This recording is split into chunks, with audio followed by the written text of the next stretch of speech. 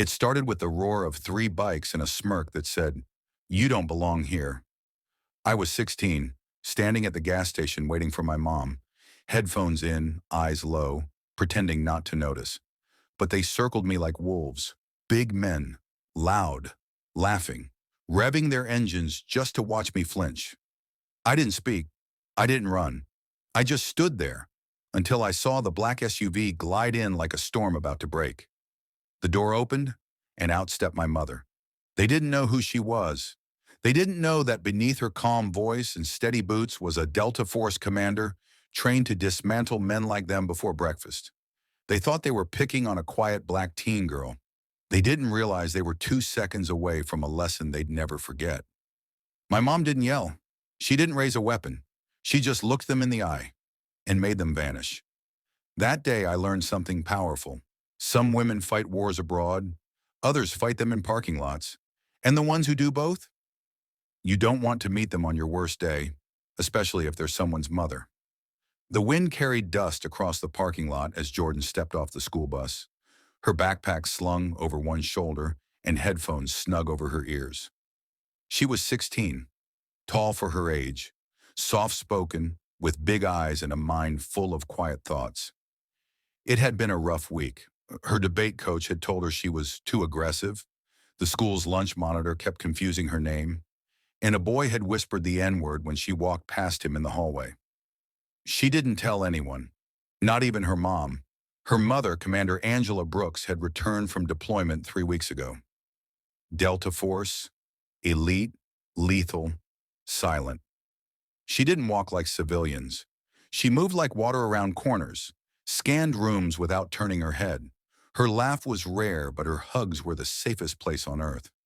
Angela had told her once, "I don't raise my voice in battle, I raise my aim." Today, Angela was running late. Jordan leaned against the concrete barrier at the gas station near school, the usual pickup spot. Her eyes scanned the horizon. The neighborhood wasn't dangerous, but there was tension in the air. 3 roaring engines cut through the silence, and soon a trio of large Harley bikes pulled up in front of her. All 3 riders wore sleeveless vests, thick boots, and smirks that made her stomach turn. One of them, a broad man with a gray beard and a tattoo that read "Iron Blood," pointed at Jordan and laughed. "Hey, sweetheart, this your spot?" He grinned. Jordan didn't answer. The second biker leaned forward. "You mute or just too good to talk to us?" His tone was mocking, his accent thick. They didn't touch her, not yet, but the way they blocked her in with their bikes, revving engines, and hard stares felt like a cage forming around her. Jordan tried to stay calm. She looked down at her phone. No signal.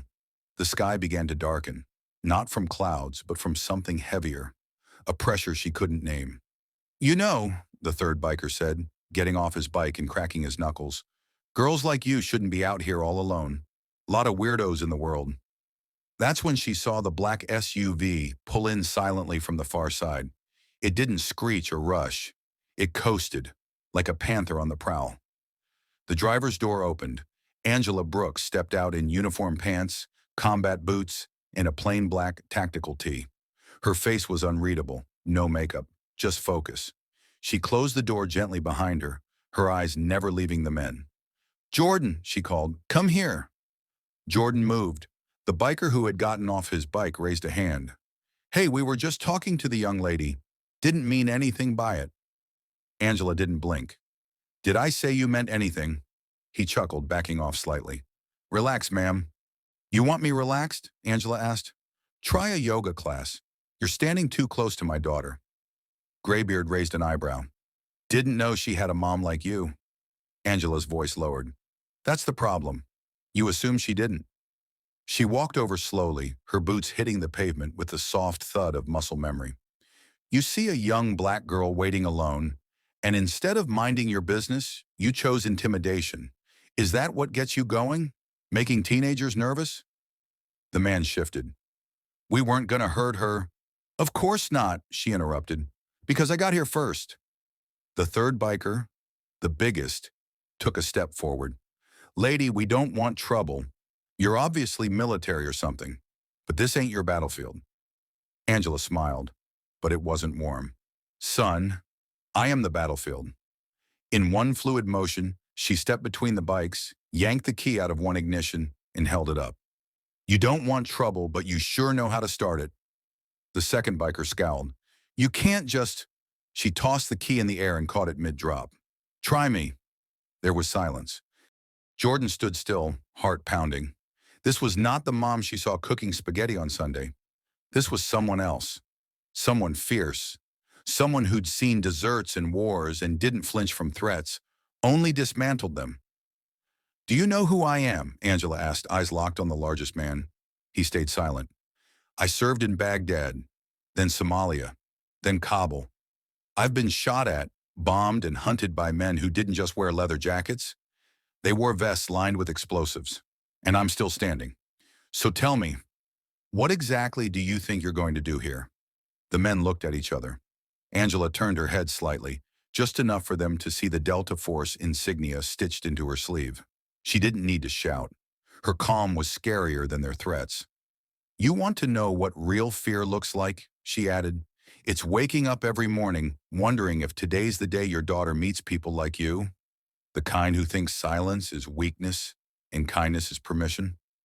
She dropped the key on the ground with a clink.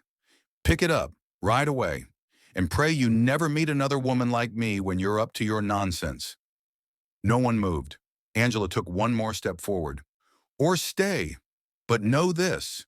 I've got 17 ways to take down all three of you without breaking a sweat. And if you even think about putting a hand near her again, I won't hesitate. The gray-bearded biker swallowed hard. We're good. We're leaving. Angela stepped aside, arms crossed. Jordan watched as the bikers mounted their rides without a word and rode off.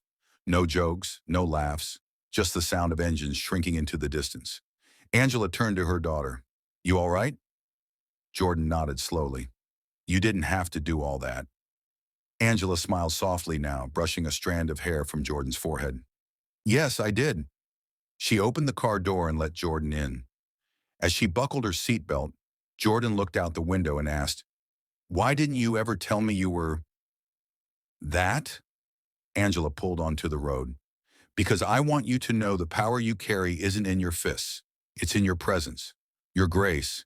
But if someone crosses the line, she paused. Then I want you to remember you come from fire. They drove in silence for a while. At a red light, Angela looked over. You were brave today. You didn't run. You stood your ground. I was scared, Jordan admitted. Fear doesn't cancel courage, her mother said. It proves it. Later that night, Jordan sat at her desk, replaying it all in her mind. The way her mom moved. The way those men backed off. It didn't feel real, but it was. She looked at the photo of her mom on the shelf. Desert fatigues, dusty boots, a steel gaze. At school the next day, one of the boys from her history class asked about the incident. Apparently, someone had filmed the whole thing from across the gas station and posted it.